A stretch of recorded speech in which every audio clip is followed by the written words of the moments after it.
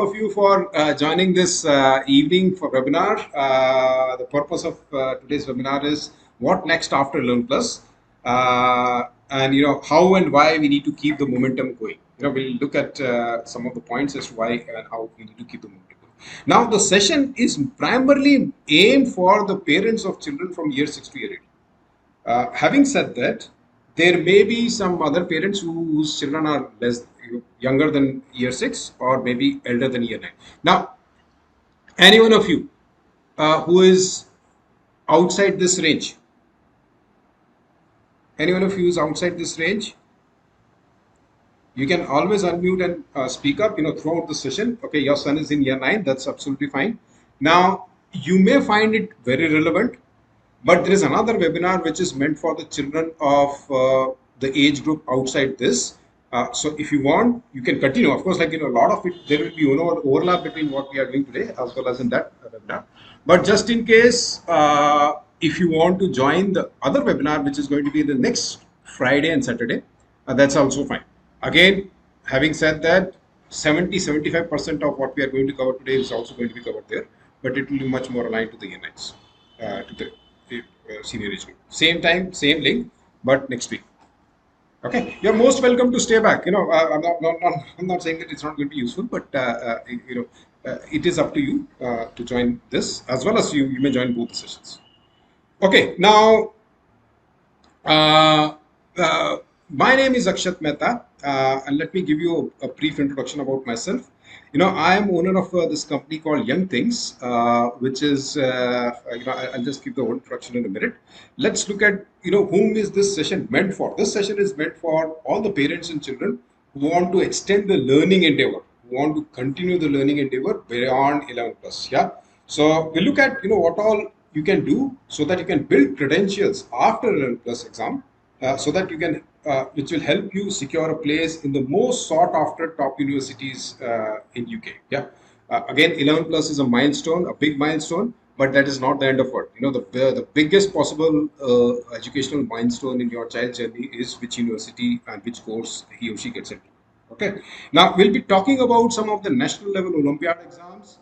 How the achievements in these exams help you, boost your career options for your child. We'll also explore how successful secondary school students, they follow a roadmap. They have a roadmap for securing admission in the most popular courses in top universities. We'll look at some of them. Yeah, and then in the end, you have a choice. You have the option to assess so that you can take a conscious decision on how to keep your child constructively engaged beyond the curriculum. All that we are going to cover today is beyond the curriculum. What the school teaches is the curriculum. What you do outside the school or beyond what is taught in the school is what we are going to cover in today's session. Okay. Now, any questions about the objectives? You must have seen some kind of Facebook ad or WhatsApp ad and registered for this. Any other expectation that you thought which is not covered here? I take your silence as no. All right. Now we'll also cover, what are some successful, what are some common traits across the successful applicants, specifically for the Oxbridge and top universities. What you can do to skyrocket your chances of admission into these. We'll look at. I think with this point we'll probably not even get time to cover. We'll look at some problem-solving tools which can transform your child into a superpower problem solver. And then we'll look at some of the achievements of my students across various exams in UK. Yeah. Now, just a bit of disclaimer.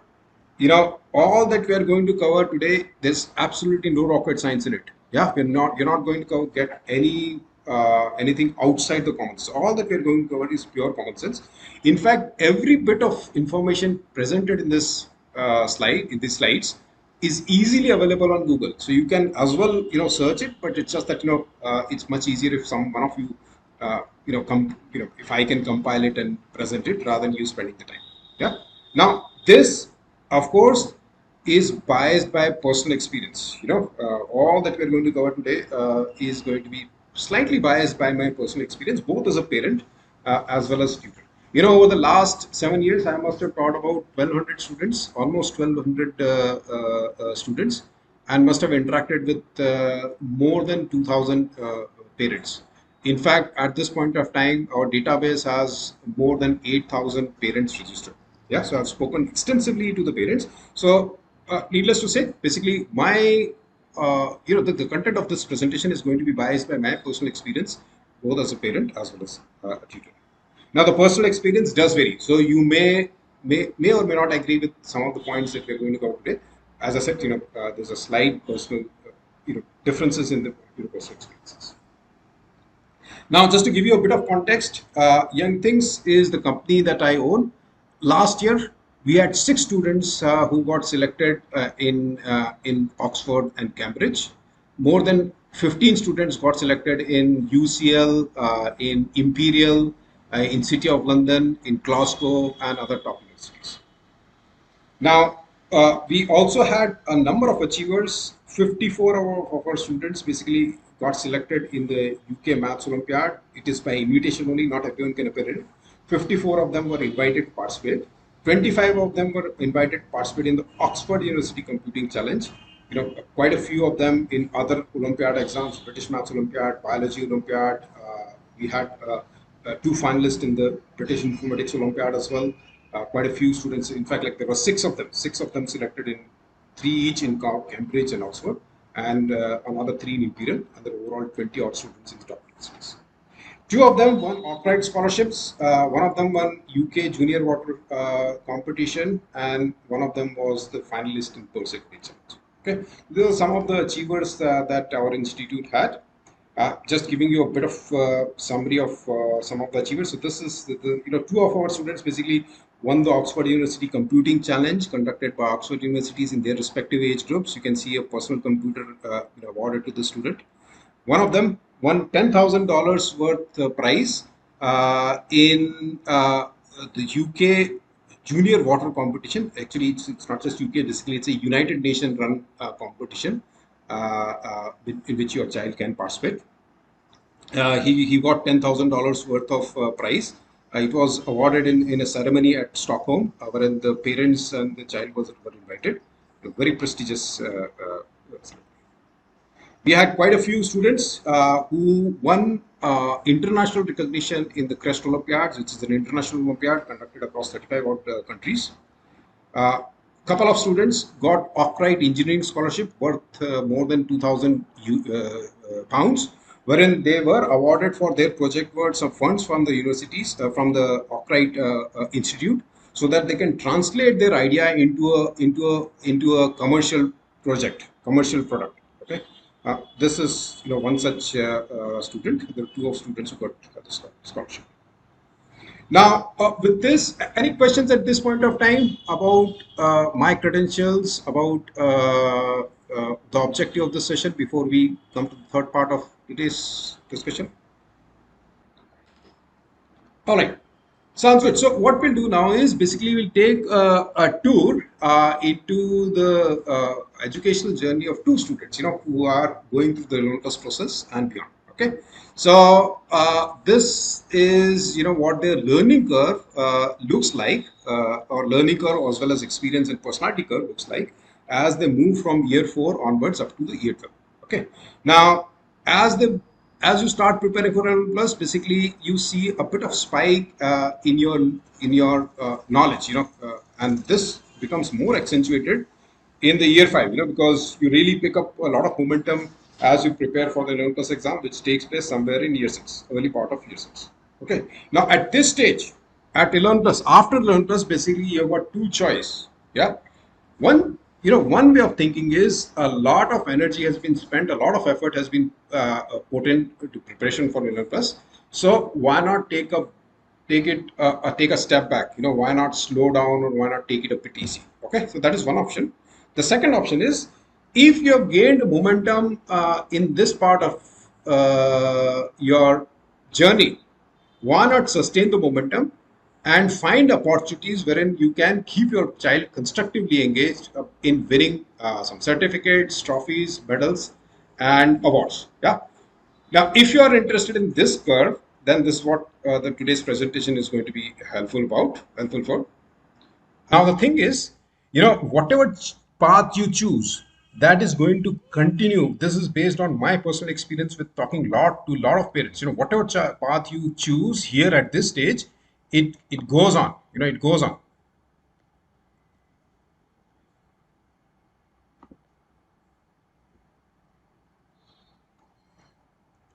So whatever path you choose at this stage, basically, it keeps on. Uh,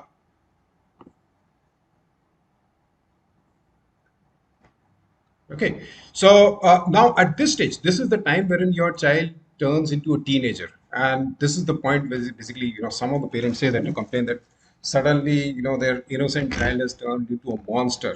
They start getting their own way of thinking. They start developing their own personality, and so at this stage, basically, your influence on them starts diminishing. Beyond this point, basically, you have a much lesser control on them. So whatever habit you have inculcated at this stage, it will just keep on going. It will keep on going beyond this stage. And then basically, as they move forward, basically it will will move into the GCSE stage, the A level stage, and ultimately university. Now, as I said at the beginning, 11 plus GCSE, all these are milestones in your education journey. The big one is the university application. This is where basically this in particular determines in a lot of way, where your child is going to end up. Okay. Now the thing is, if you have taken this path, success begets success. So one achievement leads into another. Yeah. And then basically you start, once that habit is inculcated, you start seeing that lot of uh, the child itself develops a lot of habit in terms of achievements. Okay. Now, who in this group will not like to have a smile on the child's face and a shelf full of all the certificates? Okay, if you are, then this we are going to cover some of the ways wherein you can encourage your child to win these kind of achievements. But the thing is it does it really matter? This gap that has developed over the years, does it really matter when it comes to university application? Okay, now let me ask a question. Let me put you into a hot seat of who wants to be a millionaire. Let me ask a £1 million question. Of course, it's a fictitious question, but nevertheless, if you want to, if you are, so the question is, which of the following is the most important deciding factor for getting admission in the most in demand graduation course in the top universities? Okay. Now, the options are your 11 plus score, grammar school that you get admission into, grammar or independent state school, whichever school you get admission into, your A level grades, and what else you've done in life. Anyone wants to win the £1 million? Okay, option C, D plus A. Okay, all right. No one with B. Just to complete the spectrum, anyone with B, so that we have all four choices.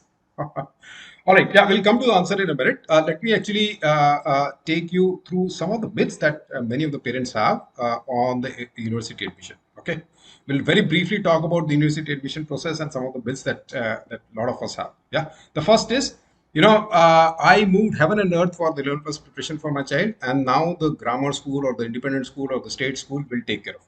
Okay. The second myth that we have is that my child proved his or her mettle by getting admission into a top school, and that's good enough of an achievement. Okay, and that will carry him or her through the university. The third myth that we have is that my child focuses on studies and only on studies and is bound to get excellent grades. And this should be sufficient to get a place in the top university of his choice, his or her choice. Okay. Now the key word here is sufficient. Is it sufficient or is it necessary? Okay. So what we'll do here is basically we'll just briefly look at what the top universities look for when they are selecting students. When the application process kicks in, what all they look into. Okay. Now I'm looking at some of the stats taken directly from two of the top universities, but just before that, these are four or five different points that gets into the university application process. The first is your grades. Your A level grades to a large extent, and to some extent your GCSE grades, which are in a way linked to the UCAS points, The third is a recommendation letter from school. Your school has to write a recommendation letter which carries a bit of weight. The fourth is your personal statement. What you write in your personal statement, I'm not sure if you know, it's a very concise, about 750 words, not more than 2000. I think it's not more than 4000 characters. It's just 4000 characters, which is just about a quarter of a page. You have to write a statement about what you want to do and how this course is going to be helpful in achieving what you want to do in your life. Okay. The next is entrance exams. Some of the top universities conduct their own entrance exams, and also some of them conduct interview. Now, entrance exams, there's a lot of ambiguity. In fact, like many of the parents come to me just when their child is in year 12 and saying that, oh, I didn't realize that there is an entrance exam. Can you please prepare for it? It's just 3 weeks away. Now that is too late. That it's just not, you can't move heaven and earth in those 3 weeks. Okay, so there's something which you have to be aware of. There are lots and lots of entrance exams which are over and above your A level grades that your child may have to appear in. Okay. Now, most of us as a parents are focused only on the grades, and linked to it is UCAS points. Most of us think that if you got a good grade and that's good enough.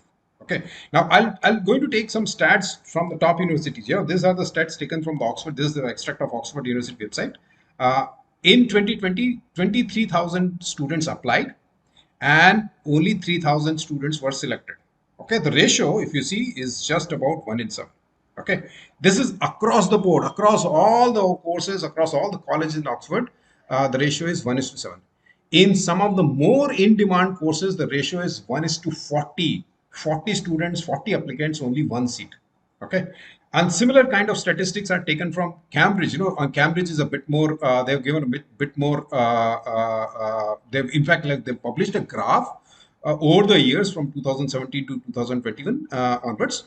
Again, the ratio of the number of successful students to the number of applicants is almost 1 is to 7 across all the courses.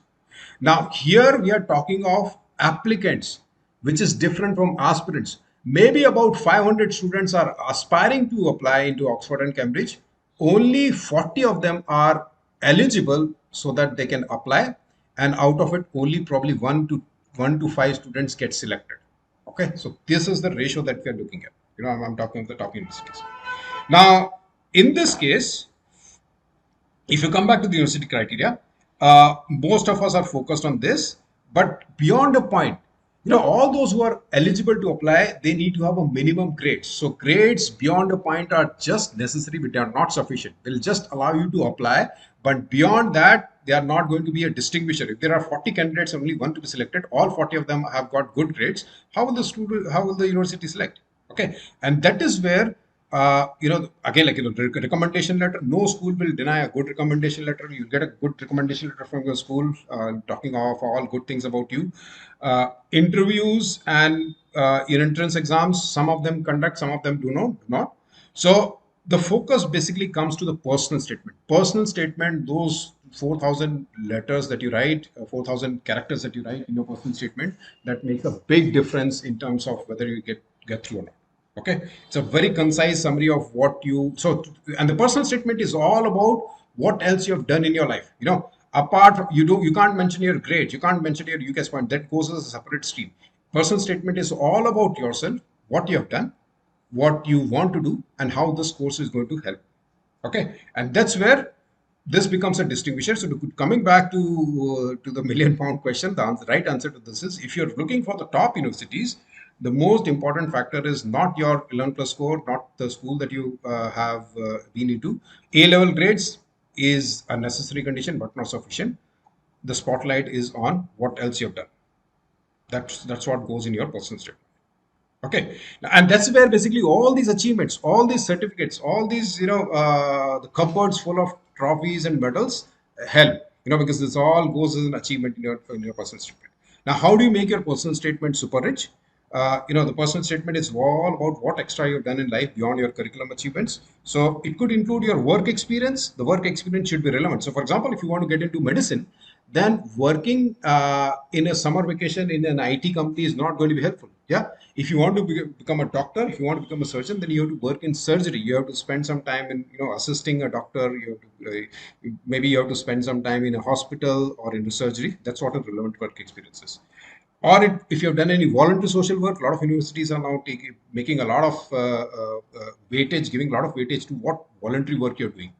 uh, if you have won any scholarships, if you have participated in any competitions, if you have published any research paper again, like, it could be, it need not be in an international journal. Even if you have published a research paper in your school, if you have done a extensive research and published a report, which carries a lot of information in a concise form, that's also weighed by the universities. And then, of course, lastly, any awards, certificates, or trophies or medals beyond the curriculum, beyond your normal academics. Okay, and this is where basically we are going to focus on today's session. I think we'll not get time to go through all this, but we'll just focus on this bit. What you can do along with your academics, so as to win as many trophies, certificates, and medals. And the next slide is a gold mine. This is a list of all the extracurricular exams conducted in UK by very renowned institutes, organizations which are backed by government, funded by government, and full of senior academicians from top universities. This is the list of various exams that your child can give right from year two. In fact, like, the earliest exam that you can give is year two. I think the PEPRAS exam starts in year two and all the way up to year 13. Now, any one of you have come across any of these exams? Any of the parents are familiar about these exams? The first maths challenge, which is in year 3 and 4, primary maths challenge, which is year 5, 6, JMC, which leads into the junior maths Olympiad in year 6 and year 8, intermediate challenge, which leads into the invitation for IMO, senior maths challenge for year 12, 13, British Maths Olympiad. These are all maths based exams. Okay, one of you are aware of junior maths challenge. That's good. British, so there is a chemistry Olympiad as well, Bebras Computational Thinking Challenge, which leads into Oxford University Computing Challenge. Then the British Informatics Olympiad. There are physics related exams. There are a lot of computing related exams like National Super Challenge. There's Linguistics Olympiad. There's a Philosophy Olympiad as well. And of course, like, if you want to get into medicine, then the UK Biology Challenge and British Biology Olympiad. Now, how many of these exams were you familiar of? One of you said JMC. Anyone else? JMC and BCC. What is BCC? Bebras. Yeah, okay. Yeah, Bebras and JMC. So two exams. Anyone else?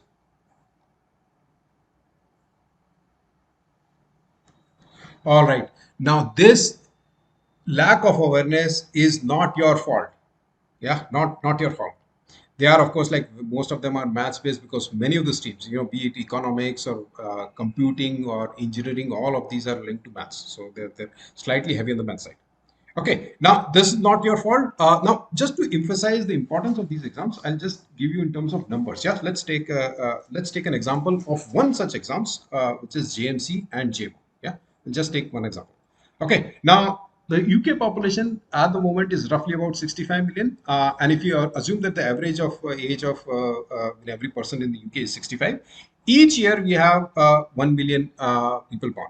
Okay, so for year 6, 7, and 8, which is the junior group, there are roughly about 3 million students. Okay, now out of these 3 million students, the number of students who take the junior maths challenge exam is just roughly 400,000. 400,000, by the way, is not a small number. So 0.4 million is a huge number. Not many of you are not even aware that your child may have taken this JMC exam or is just about to take the exam. Okay, 400,000 students take the Junior Maths Challenge exam, and UK Maths Trust, who conduct these exams, is very generous. They award you various certificates. You get brown, silver, gold, merit, distinction, best in class, best in school certificate. A lot of certificates are awarded. Now, just to compare this number 400,000 with 11 plus, 11 plus is given by only about 15,000 students. Yeah, sorry, about just about 100,000 students for about 15,000 seats. As compared to it, 4 times more number of students take the JMC exam, and it leads into a selection of Junior Maths Olympiad, which only 1,500 students, basically out of this big number, get selected, get invited for the JMO. Okay, now among those 1,500 candidates, only 200 end up winning a medal. Okay, so if you just compare the again, like, within those 200, the gold medalists are only going to be about 30. Okay, so if we just compare this 30 out of a total population of 3 million is just about 1 in 10 in million. Only 10 students out of a million end up winning a gold medal. Now, if we come back to the, and again, basically similar stats are there. This is this is what we talk about, the JMC to GMO. Very similarly, there are exams in the intermediate age group. there are exams in senior age group, and just like the maths, there are also exams in computing conducted by UK Computing Trust, Babras Computational Thinking Challenge, which leads into Oxford University Computing Challenge again for different age groups. These are the various age groups. Now, if we come back to the university admission process, suppose your child is applying, is one of the 23,000 applicants who all have got good A, multiple A stars, so that they are eligible to apply, and only 3,300 places are there. And if the evaluators are scanning through your personal statement, yeah, because the A level grades are not going to make any difference, they are going to look at your personal statement. And if in the, it's a very concise document, just about one pager. And if in that, in the second paragraph, they find a statement which says that he or she has won a UK Maths Olympiad gold medal or a bronze medal, or even if not a medal, has been selected, being in the top 0.03% to be selected in the Olympiad. There is absolutely no way that any university can ignore it. There's no way that it can be denied.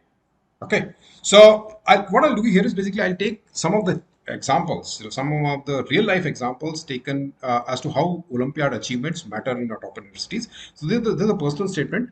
Sports achievement does count as long as they're relevant. And the second thing is, in order for sports or music or drama or any of these skill-based achievements, it has to be at a national level. Okay, so you really need to be outstanding, because if you see the number of students who join the football club, probably millions. Yeah. So how do again, beyond a point, basically the sports achievement or these kind of achievement, as long as you so for example, I've got students who is a chess champion in UK. Okay. There's no way that his achievement is going to be denied. Okay. Even if you are in sports, if you're, for example, if you're participating at a national level, if you're playing for a county cricket, it will be recognized. But, if you are just playing at a club level, probably it doesn't matter. Just like, if you're doing a work experience, as I gave you the example, if you want to get into medicine, work experience in an IT company is not going to help you. Okay. Does it sort of answer your question? I presume yes. Okay, all right. So coming back to it, this is the personal statement taken from one of the successful candidates who got selected in Oxford. And in the very second paragraph, look at this concise person. The very second paragraph is full of all his UKMT achievements. Yeah, the very second paragraph is saying that I won an Olympiad medal in UK Maths Trust exam.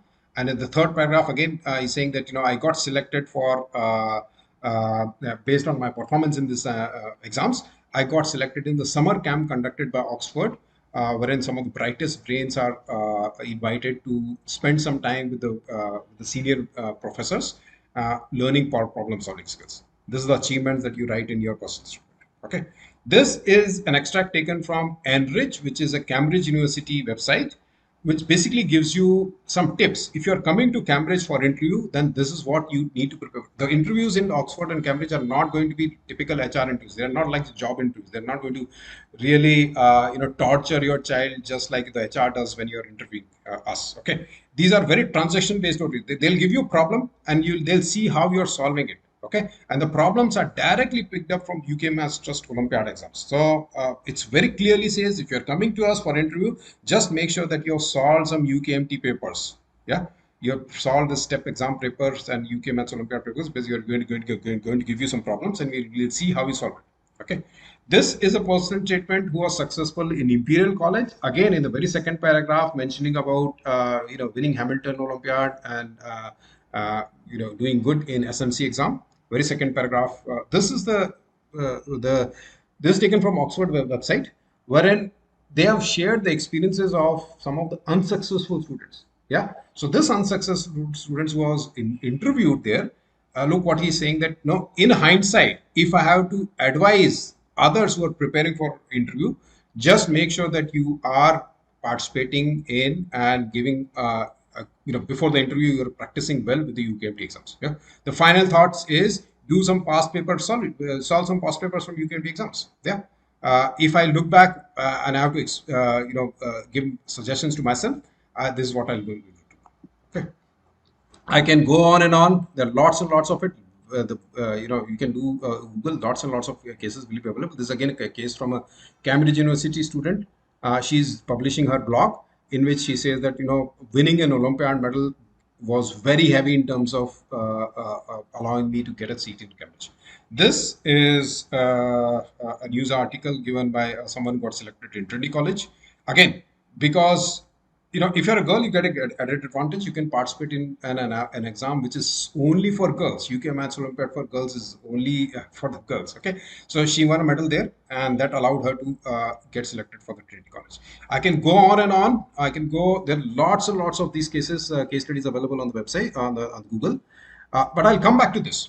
Any questions about any of these exams? They're very, very important, as you've seen. I just covered some of the maths-based exams very similarly. If you go to biology, so if you go to medicine, then those British Biology Olympiad. If you want to get into computing, then British Informatics Olympiad, BABRAS, OUCC, all these exams. These are some of the websites. Again, the bodies who are governing these exams are very senior academicians from top universities. These are the years, and there's a list of exams. Any questions at this stage before I move to the fourth part of this discussion? Any questions at this stage? All right. Okay. So now, in terms of your awareness, I asked a question as to how many of you are aware of these exams. Only one or two parents raised their hand. This is not your fault. In fact, like even the schools, all these exams you can participate only through the schools. First of all, the first round you have to be registered by the school. School registers for you. Second round is only by invitation. Okay. Now the schools, beyond registering for your child, which in some cases they don't even do that.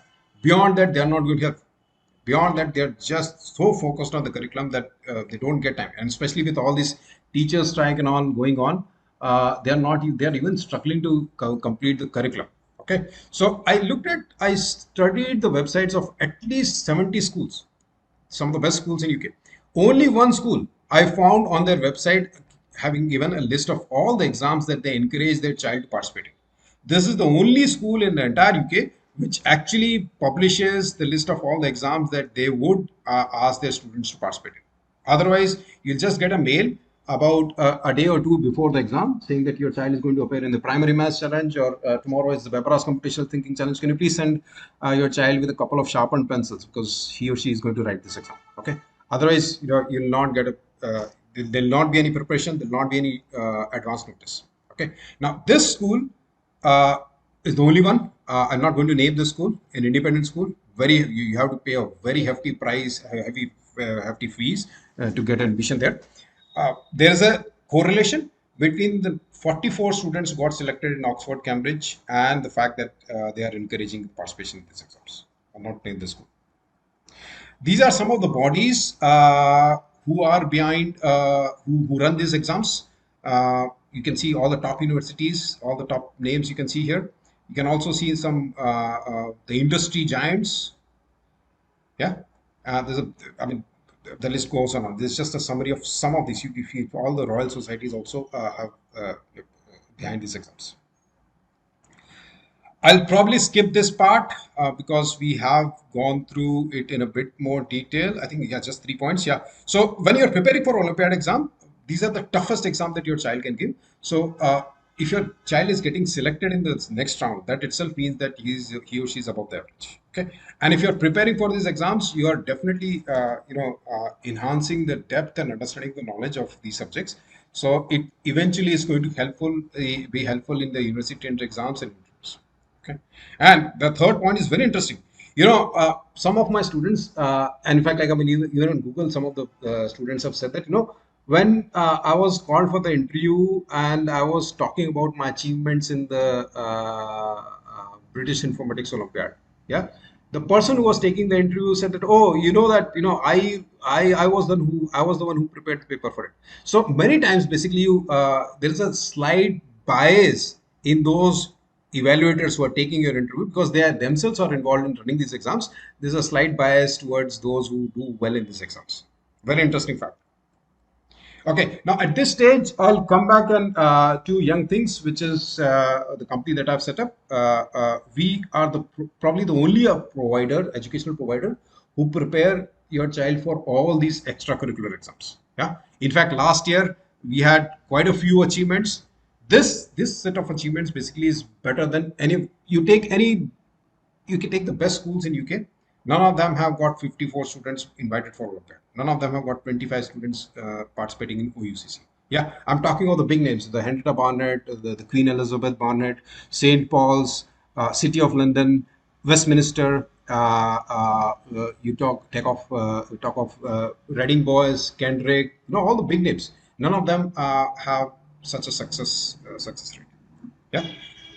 In fact, we not just prepare you for the Olympiad exams. We have got 5 streams. We do all the curriculum courses. Be it for GCSE or Key Stage 2, Key Stage 3, A level, all these subjects: maths, physics, further maths, chemistry, biology, economics. We provide tuitions for all these. We cover all these. This is our flagship courses. These are the ones which sets us apart from others.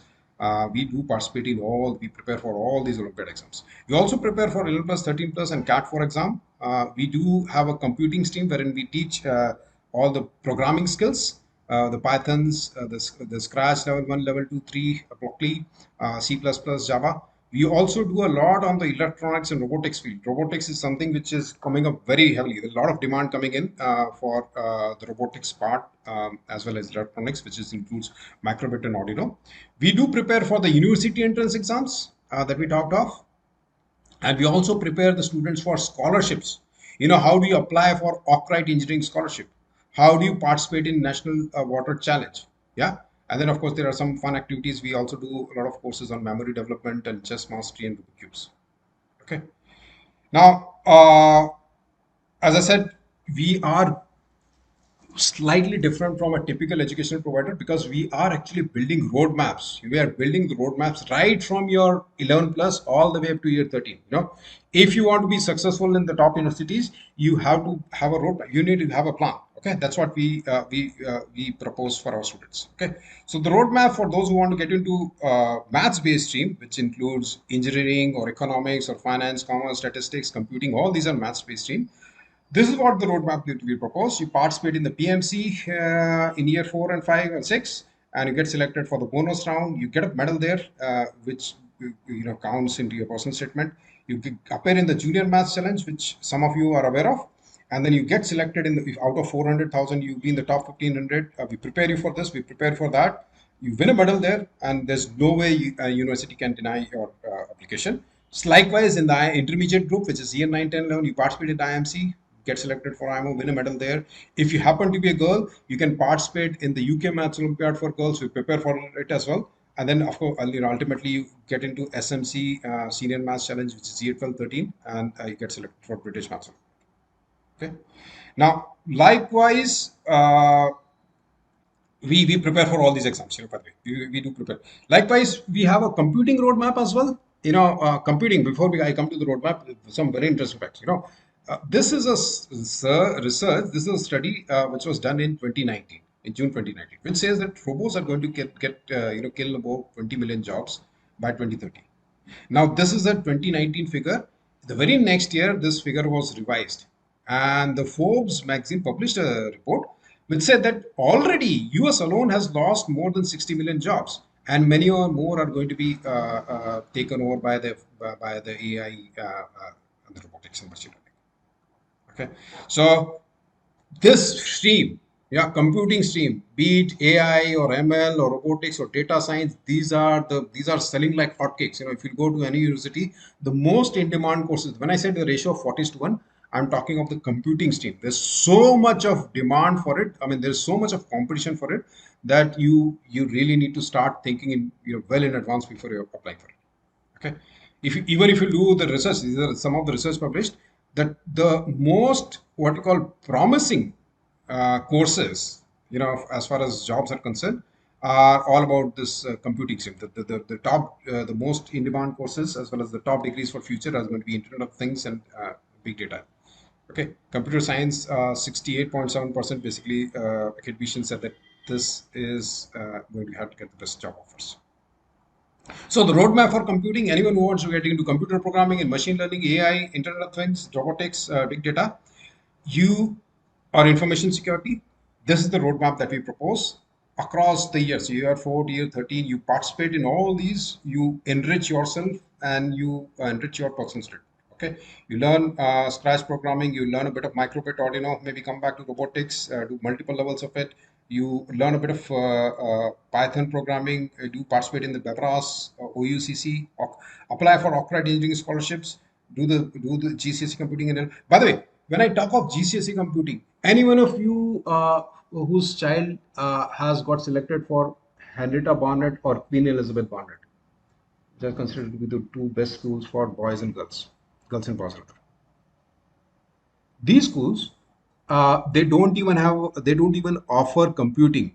They don't even offer, if you're selected for QEB, you can actually look at their website. They don't offer computing at GCSE or A levels. They are very old fashioned in the sense, like, they're still very old school schools, wherein if you want to apply for computing, you need to be good in maths. That's what their thinking is. I mean, I'm not passing any value judgment, but they are, if you're in any of these schools, basically just be aware that computing is not even available as an option.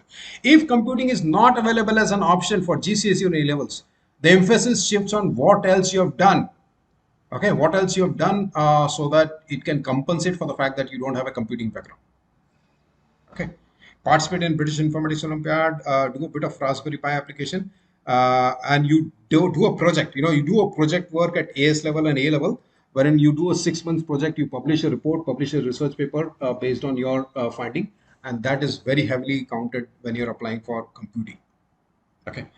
If you want to get into medicine or dentistry or vet science, then the roadmaps talks about the various exams that you can participate in. Most of them, for all the science-based exams, basically they start later in year 10 onwards, because biology, physics, and chemistry as a branch do not start evolve. They start evolving only after year 9. Before that, there is only combined science. Okay, so there are a limited number of exams in biology, but then they all start in year 10. And if you want to get to engineering or astrophysics, then these are some of the exams. Astrophysics is again another very popular branch, especially with space science. A lot of the future is all going to be very heavily on these sides. So you can participate in this junior physics challenge, intermediate physics challenge, get selected for the physics Olympiad. There are multiple rounds of it. You can participate in the astrophysics challenge and astrophysics Olympiad as well. Okay, this is for the physics too. Okay. Now, any questions about any of these roadmaps? We are still evolving. We are in the process of developing a roadmap for economics. If you want to get into London School of Economics, yeah, what all you do right from year 7 onwards up to year 13, so that you get selected for a. The roadmap is still not being developed, but I'll just give you some examples. So, for example, if you want to get into economics, then you need to participate in. There are a lot of essay writing competitions. Very heavy essay writing. 3,000 words essay on a particular aspect of economics or international relationship. Okay, these are the kind of the essay competitions. By the way, they are conducted again by very top universities, and the prize money is also very big. You get to you easily get £1,500 or £2,000 if you write a really good essay, and that is very heavy in your personal statement if you're applying for economics for LSE. Okay. The roadmap for economics is still not fully developed, so I'm not presented it. But any questions at this stage on any of these roadmaps, which takes all the way from year 6 to year 13? I take your silence as no. All right. So I'll come back to young things. As I said, we do offer. My daughter is interested in medicine. Yeah, medicine. Of course, she has to be good in biology. Has to get good grades in biology, and also probably chemistry as well. And then, of course, we recommend that you participate in all these exams. You do a thorough preparation for it. If you win a medal there, and if you write it in your personal statement, obviously it's going to catch attention. Okay. All right. So I'll come back to young things. Come back to young things. We do, as I said, we have got 5 streams. We do the flagship of things that we have are for all these extracurricular exams. We do prepare for all the curriculum for GCSEs, for A levels, key stage. We also prepare for 11 plus, 13 plus exams. We have a lot of courses on computing, Python, artificial intelligence, machine learning, Scratch, C++, all these courses we do run. And then, of course, we do prepare for university exams also. So in a way, basically all that your child needs across their education journey, we have got something for everyone. I'll skip this part because we have covered this, the achievements we have covered in the previous sections. This is some of what the parents say about us. Parents like you say about us. Our Facebook page. I'll just give you a very brief look at the Facebook pages. So earlier we were called champs of maths because we were focused only on the maths. So 61 reviews, all 5 stars, and you can see some very good words written about our courses, about the achievements that the kids had based on participating in our courses. A lot of very nice comments. Earlier, we were focused on maths, so that's why we're called champs of maths. Now we call ourselves Young Things. And again, on the Young Things Facebook page, also you'll find a good 55 reviews, all 5 stars, all 5 in 5. Okay, lot of some really good words. Sometimes I get surprised as to have our tutors done such a fabulous job. So we are a team of about 52 tutors. Most of them are based in India, but we do provide.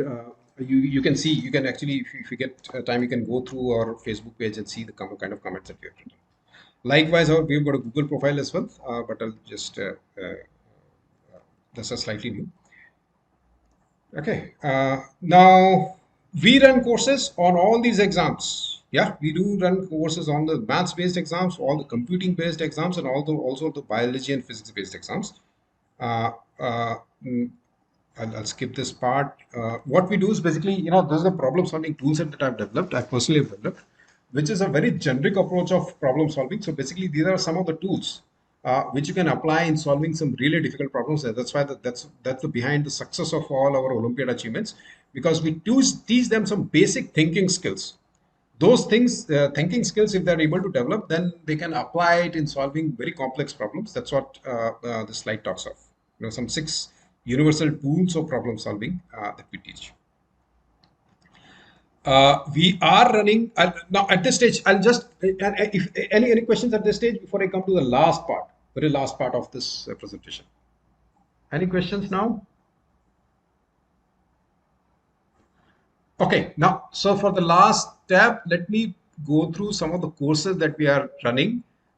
Some of them in the half-term break starting from next week, from Monday rather, from today rather, and some of them are starting in late October after the half-term break is over. Okay, so most of our courses, all our courses, in fact, like our all online courses, you'll get a very audio-visual experience, just like what we are having today. So very animated PowerPoint presentation. So it is it's an audio-visual learning experience. So what I'm sharing on the screen is also what I'm talking of in a step-by-step fashion, so that there's a synchronicity between what you're hearing as well as what you're seeing on the screen. Okay, and you get a recording of most of our courses. You get a recording. So unlike a physical classroom, if you miss out a class, you can't travel back in time and attend it again. Whereas here, at least you will be able to view the recordings and catch up. If you find any particular topic very difficult, you can always come back and see the recording and revise. Okay. We cover extensively past year papers. We teach some very generic. So the Google Classroom that you have is typically looking like this, wherein you'll get topics. For each topic, you'll find the contents, you'll find the recordings as well, and you'll find the quiz or assignments and the solutions to the assignments. So it's a very self-contained approach that we take for our courses. Primary math challenge.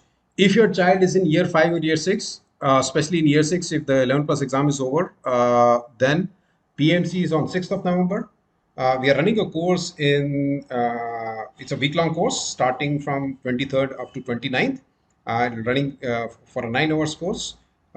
You can participate in it and hopefully get selected for the bonus round. Bonus round is at a national level. PMC November round is going to be just at the school level. Okay, so we intend to basically take your child to the level wherein he or she can participate in the national level. This is the most popular course that we have. Junior Maths Challenge. I think some of you showed your familiarity about the JMC exam. How do you register for PMC? Okay, now registration for all these exams. There are 2 rounds. Some of these exams have got 2 rounds. The second round is by invitation only. You can't do anything about it. It's only the performance in the first round that matters. For the first round, the registration happens only through school. So you have to contact your schools. Now, For those who have been in touch with me, well before this webinar was publicized, I have shared with you some a document which gives you the tips of how to approach the school. How do you write a mail to the school? Whom do you speak to the school? How do you influence the school? How do you make the use of the parents forum or the parents representative in the school council? Yeah, these are some of the tips that you can use to influence the school. But unfortunately, the only way to register for these exams is through school. There is a reason behind it. The as I said, the organizations which are running these exams, uh, they are full of very senior academicians from top universities, and their job is to do research and to teach at the universities. So they can't handle the kind of they can't handle about 400,000 parents knocking their door saying that, oh, I have paid for it, where is my registration, where is my login ID. They can't handle this, so they let it to the delegate to the school register and conduct the exams, and this how it runs. So it's only through the school, unfortunately. By the way, if you are looking for exams so for example, if your school is not ready to participate, and you just want to give it a chance to your child, there are some exams, there are some international olympiads like crest and unicus wherein you can participate directly by paying the fees. Okay, I'll probably, if I get time, I'll talk about it in a bit. But for UK, all these exams that I showed in the previous slide, they're all through the schools. Okay, even for JMC, it's through school. It's on last week of April. We are running a course, very successful course. That's how we got 54 students got selected in the Olympiad, which is the second round. So this course is meant for qualifying for the UK Olympiad. This is for preparing the foundation level skills for the JMC exam. It's starting on 29th October. Again, all the way from year 6 to year 8, you can participate. Now if you want to get selected for Olympiad, you the our experience is the earlier you start, the better it is. So you start in year 6, get a feel of the JMC exam. Year 7, you do a bit better in the JMC exam. By the time you come to year 8, you got 2 years of maturity and experience. You also studied maths for year 6 and year 7, and that's how most of the students who get selected for the junior maths Olympiad are in year 8. Having said that, the sooner you start, the better it is. Okay, this is for the intermediate group. So one of you was in year 9. If you will be participating, the child will be participating in the IMC exam. So there is an ongoing course which started some time back actually. We started in end of September, sorry. So the course is almost halfway through. It prepares for the IMC exam, which is in last week of January. The exam is last week of January. This is the advanced level course for the actual Olympiad. Beyond the JMC, if you get selected for Olympiad, you need to have a much longer preparation for it. So that's a much longer course that we run for the Olympiad exam. That's starting again 29th October. It will go on for almost 8 months till mid-June, when the Olympiad exams, the Junior Maths Olympiad exams.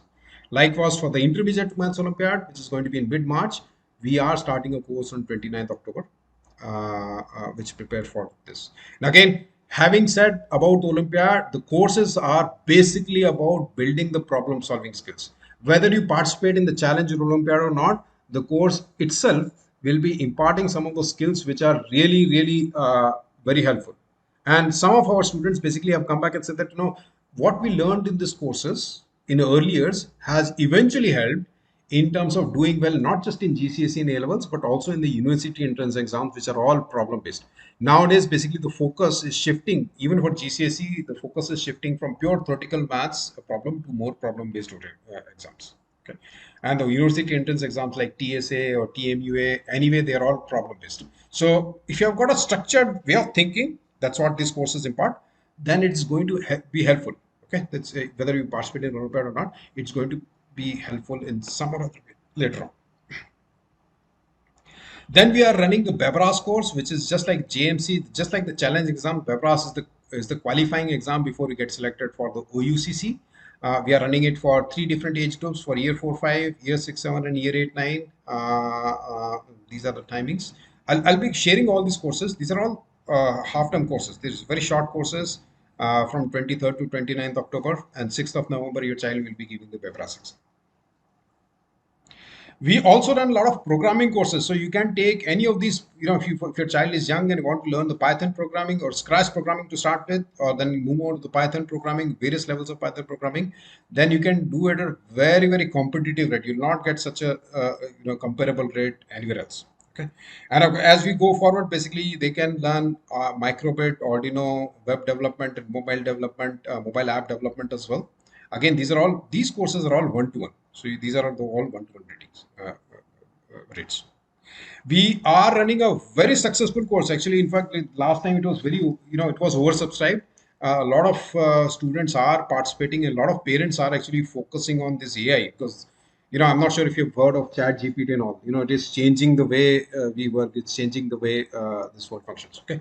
So, introduction to AI about this course basically talks about what all things the students in this age group are doing across the world, uh, uh, which all competitions they are participating, which all scholarships they are applying for, which all projects they are working on, which all ideas they are working on. So this course is not going to give you hands-on experience, but it's going to give you a lot of ideas, just to create a spark in yourself, so that later you can learn what all things that the kids are doing in terms of developing these AI based projects, so that you yourself, the child, can himself or herself think of ideas, and maybe 2 years down the line, 3 years down the line, he or she may actually apply for a private scholarship based on the ideas and imparted in this course. Very successful course.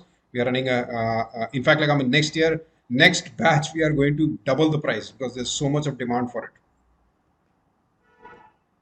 We do prepare for all the A-level exams, A-level subjects. We do prepare for all the university entrance exams, like all these university entrance exams, and also all this year 12, year 13. The most of the Olympiad exams are heavily focused on year 12, year 13, because that's where the science Olympiads basically start evolving. And then, of course, like, we do one-to-one tuitions, as I said, for key stage three, for GCSE, for all these subjects: maths, further maths, physics, chemistry, biology, economics, biology, psychology, computing. All these subjects we do cover for all the three boards: OCR, Edexcel, and Aqua, and we get a personalized one-to-one coaching for these for curriculum subjects. I was talking of the Olympiads which are not through the school. So Crest Olympiad and Unicus Olympiad are international brands wherein more than 35 countries participate. You can do participate, and these are all exams all the way from year 2 to 12. You got a full variety of different subjects. You can participate in math, science, English, reasoning, spelling bee, and mental maths. And these are all exams different for different age groups, from year 1 to year 30, year 12, year 1 to year 2 to year 12 can participate. You have an option of taking one-to-one with some other tutors, but then it's slightly going to be much more expensive. So all the courses that we are doing as batch, there's a one-to-one option for all those, but then it will be slightly expensive. I must say, at least 1.5 times to 2 times, maybe 3 times as well. Well, if you are not, for some reason, if you're not able to attend, except for this PMC BEPRAS, for which the exam is just round the corner, if you're talking of, say, courses like Python or AIML, the courses will be running. Python in particular, you can take anytime, and you must take the one-to-one classes because you will not get a comparable rate. For AIML, we'll be running batches in the winter vacation. It's not bound by the exam date. So all these courses which are not bound by the exam date, you can take anytime. But the dates are governing some of the courses, which unfortunately will will repeat only next year. All right. Any questions before we wrap up? All right, I think we'll stop it. I'll just summarize. So basically, if you are really keen on your child to do well in the university entrance, the competition is going to be very tough, especially for the top universities. The sooner you start, the better it is. I've shared with you some of the exams. I'll share the slide, the list of all the exams that your child can participate. We do prepare for all these exams. Whether you join our courses or not, just be aware, because they are very, this slide is a gold mine. Whether you take a formal training for these exams or not, just make sure that you are aware of it, so that you know you're not relying completely on the schools to tell you a day or two in advance that the exam is being conducted. You can prepare your child yourself or with us or with any other provider, because these do matter. I'm telling you with my experience, my own experience with all the achievements that we had in the past year. So with this, I would like to thank you all. Any last questions before we stop? Any last couple of questions? I take your silence as no. So thanks a lot, all of you, for patiently hearing me out. I'll be sharing some of the contents, and I hope to see some of you in our courses. And even if not, all the very best to your child. And please, I hope the session was useful. I'll be sharing with you the summary of and the recording of this session over the next couple of days. Thanks a lot, everyone.